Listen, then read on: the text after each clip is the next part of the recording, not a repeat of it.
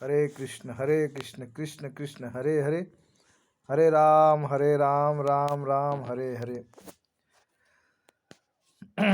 नारद जी ने भगवान श्री कृष्ण से एक बहुत सुंदर प्रश्न किया कि हे प्रभु, मनुष्य जानते हुए भी अंधे की तरह माया में किस तरह से गिरता है। प्रभु ये हमको बताइए, ऐसा कौन सा भ्रमजाल है जिससे मनुष्य इस अंधकूप में गिर जाता है। कृपया करके मुझे ये माया का फंसने का कारण बताइए, किस तरह से ये जानते हुए मनुष्य फंस जाते हैं। तो भगवान ने बहुत सुंदर कहा कि हे नारद, ये चक्कर में मत पड़िए, आप भजनानंदी बाबा हैं, आप भजन करिए, जो जिसमें पढ़ रहा पढ़ने दीजिए, आपको क्या लेना देना। लेकिन वो कहते नहीं प्रभु, हम तो इस जानना चाहते हैं। तो भगवान ने कहा ठीक है चलो। भगवान श्री कृष्ण उनको कावेरी नदी के तट पर ले गए नारद जी, और नारद जी से कहा, नारद तुम इसमें जाके स्नान करके आइए नदी के अंदर। नारद जिस समय वहाँ पे कावेरी नदी में स्नान करने जैसे ही पहुँचे हैं कि भयंकर बाढ़ आ जाती है, और इतनी भयंकर बाढ़ आ गई कि पानी इतना था कि नारद जी कुछ पता नहीं चला, डूबते डूबते वो बहुत दूर एक किनारे निकले।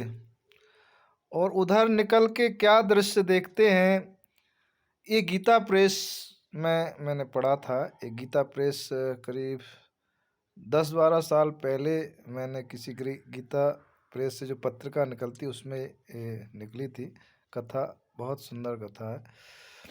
तो जब वहाँ उधर निकले किनारे पे नारद जी, तो क्या दृश्य देखते हैं कि एक हाथी पर एक महारानी बैठ के आ रही हैं, और हाथी के सूंड में एक पुष्प की माला है। तो नारद जी ने कहा कि ढोल बजा रहा ये हाथी पे किस तरह से क्या जुलूस निकल रहा है।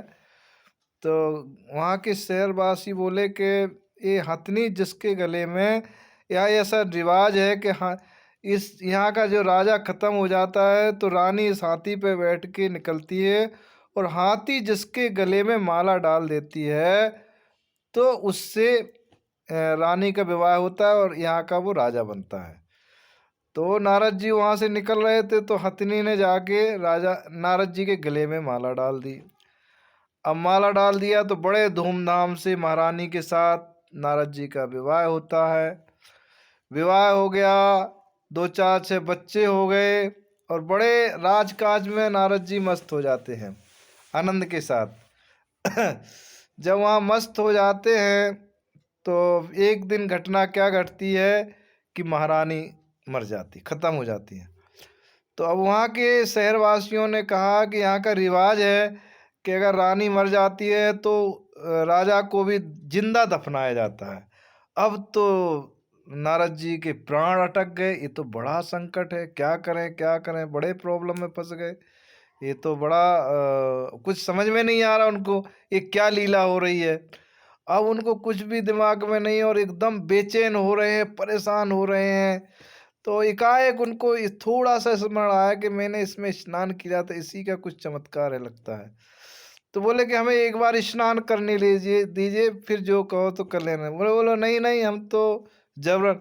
तो जैसे तैसे नारद जी ने विनय करके और जैसे स्नान करके जैसे ही बाहर निकले नदी से, तो भगवान श्री कृष्ण पहाड़ पहाड़ पे मतलब किनारे पे खड़े खड़े मुस्कुरा रहे थे, और नारद जी पूरे कांप रहे थे, घबराए हुए थे कि ये क्या है लीला।